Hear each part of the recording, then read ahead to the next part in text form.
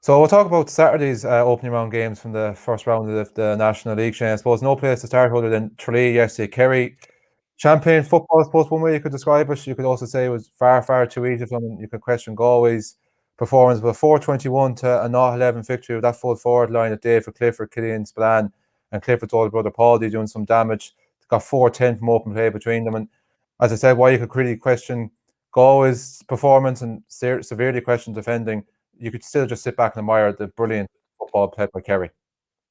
Yeah, look, come here again. It's probably one of these league games that the away team is on a trip down, and preparations maybe going into that game apparently may not be the best for Galway, and that can happen. Certainly when you're coming up to championship and the way the things are structured at the moment now, all the managers really have their focus on the championship, really. So I'm not so sure about Kerry in terms of where it leaves them for the championship, but certainly in terms of a league performance and a confidence boost for their young players, and the Clifford goal, I think, would have given everyone a fillip.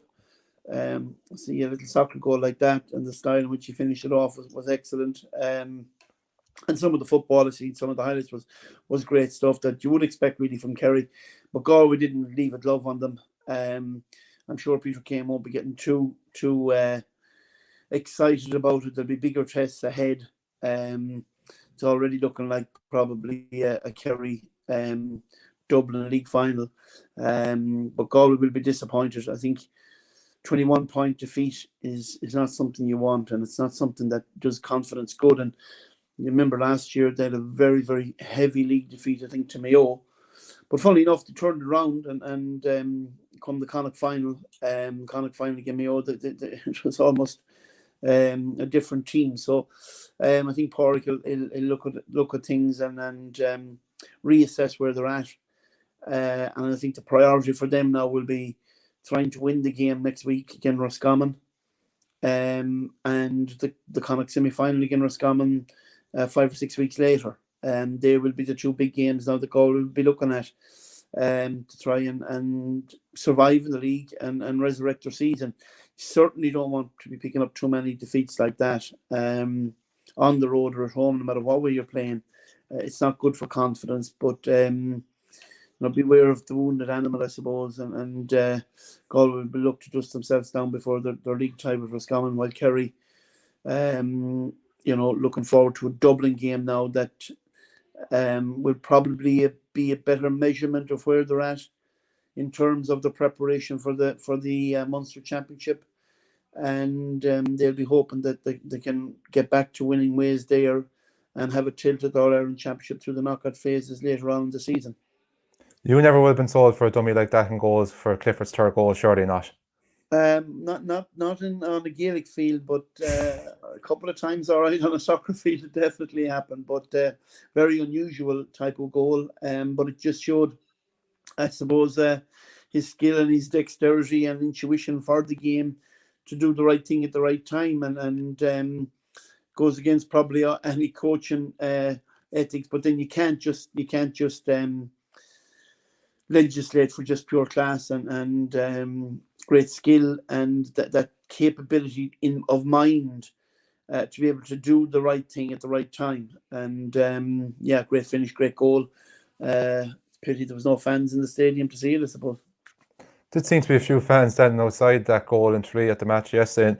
And strange enough, actually, staff from it. It's brilliant to know that Kerry were actually yesterday. Only 4 of their starting players actually scored yesterday, and then young, was it a Walsh or O'Shea? It was young Paul O'Shea and Tommy Welch. They also scored as well. Galway actually had 8 scores yesterday compared to Kerry's 6, but I think that's probably the only positive for the tries meant to take away from it. Then Division 1 North yesterday, Donegal edging out near rivals Tyrone, 18 points to 16. Yeah, good game. It was a high-scoring game, but I found it still a very, very kind of lethargic game to watch. You kind of zone out and disinterest. It was very much resembled, I think a lot of these league matches was a challenge game.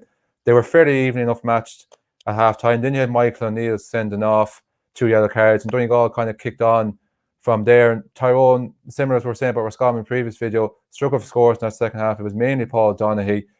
Michael Bradley was the only other person to score from the second half in the 70th minute. He didn't score from open play until the 65th minute. So still a good bit of work to take away from Fergal Owen and Brian Dooher's first day out. Yeah, I think Donaghy looks like a good player, though, to be fair to him. You know, the Northern football is different, to be fair. Now, they weren't going, really, as you said, they weren't going at full tilt. Normally, I suppose, in some of the league games in the north, even they'd be going at full blast. But they've got to learn up there to pick and choose their battles, I think. Some of the teams in particular. And playing different players and giving players rest. I think Michael Murphy, again, playing for Donegal. You'd wonder, you know, are you bet less is more at this stage of his career? And I know that with the Ulster Championship it's much more different than any of the rest of them. There's 3 or 4 teams that are relatively competitive on any given day, and particularly now because the games come thick and fast and are seamlessly running into each other, obviously. So you're going to have players really fresh, mentally much more so than physically. And I just don't know. It kind of seems every game up there is a must-win kind of a battle, or a must-win of fear. And psychologically, it takes more toll on them than any other province or any other kind of counties that play in the competition. But Donegal have really, really good players, very athletic.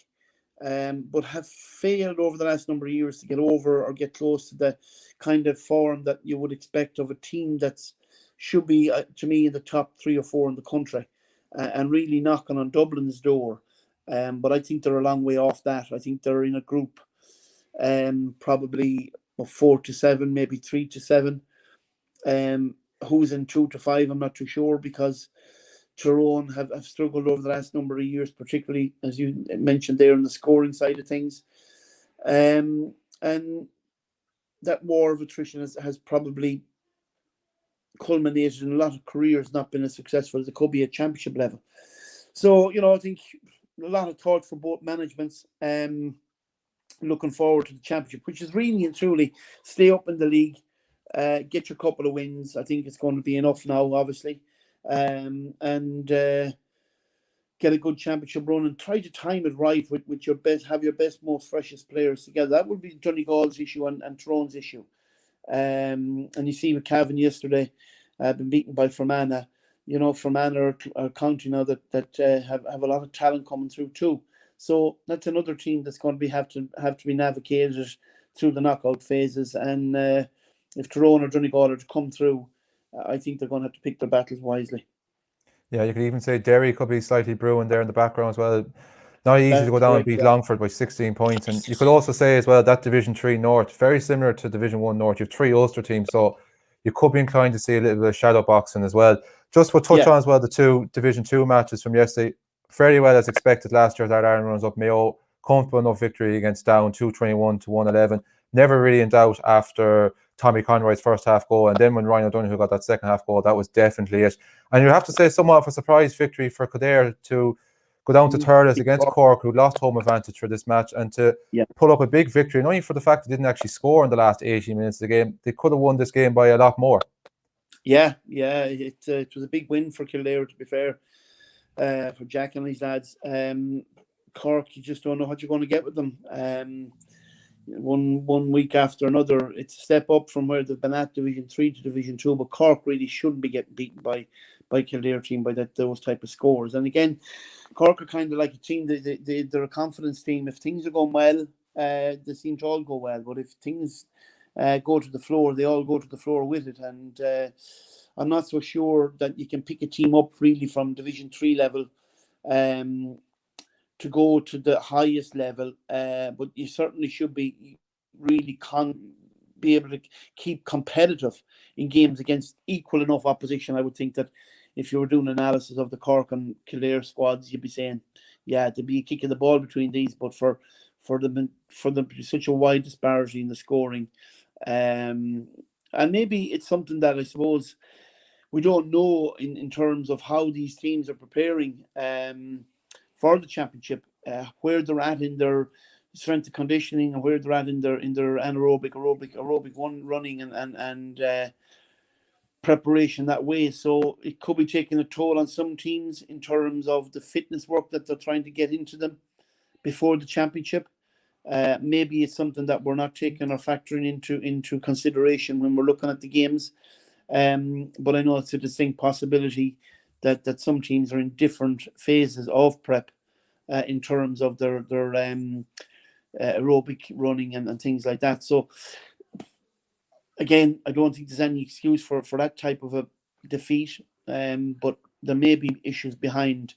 But certainly those type of games where you're taking big hammerings are not good for confidence. No, certainly not. Shane, as always, thanks for your time, and hopefully next time we're chatting, Roscommon will have 2 points on the board. Yeah, it'll be it's a big week next week now. I think it's their best chance. Obviously, looking at Kerry yesterday, I think it's their best chance of 2 points against Galway next Sunday. And it's a dress rehearsal as well for the Connacht semi-final. So the game has a bit of there's a bit of confidence building, and there's a bit of shadow boxing, as you said there. But maybe the league has no correspondence in normal terms to the championship. But I think with there been such a close turnaround to the championship semi-final, both managers will be looking at improvements somewhere, and at the same time trying to keep a little bit of their hand hidden in the game of poker for the championship. Cheers, Shane. Thank you. Cheers, sir.